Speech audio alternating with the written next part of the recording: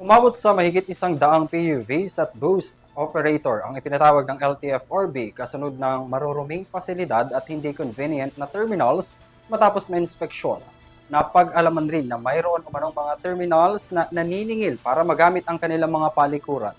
Alamin ang detalye ng balita ni Graciela Corazon.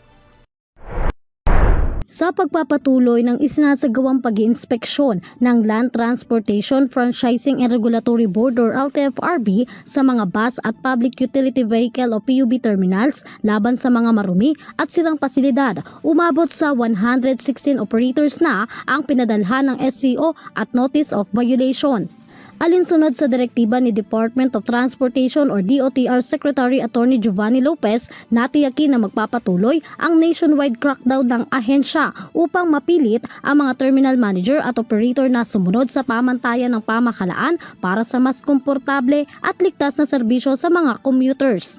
Ayon kay LTFRB Chairperson Vigor D. Mendoza, umabot sa 243 bus at PUV terminals na ang kanilang na-inspeksyon sa buong bansa.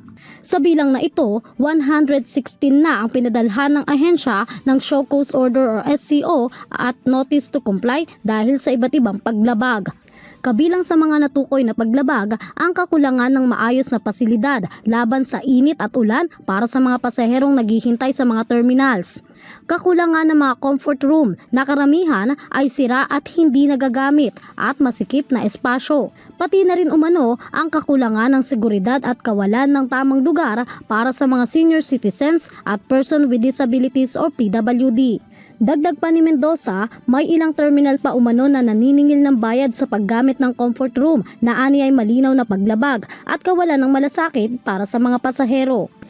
Binigyan din ng kalihim na ang ginagawang operasyon ay alinsunod sa direktiba ni Pangulong Ferdinand R. Marcos Jr. na tiyakin ang kapakanan ng mga commuters. Aniya, patuloy niyang imomonitor ang mga regional offices ng LTFRB upang masiguro ang pagsasagawa ng random at surprise inspections. Batay sa datos ng LTFRB, pinakamaraming terminal ang na-inspeksyon sa Metro Manila na may 40, sinundan ng Central Luzon at Northern Mindanao na may tig 30 at Calabarzon na may 27. Para sa EuroTV News, Graciela Corazon, sumasaludo sa bawat Pilipino.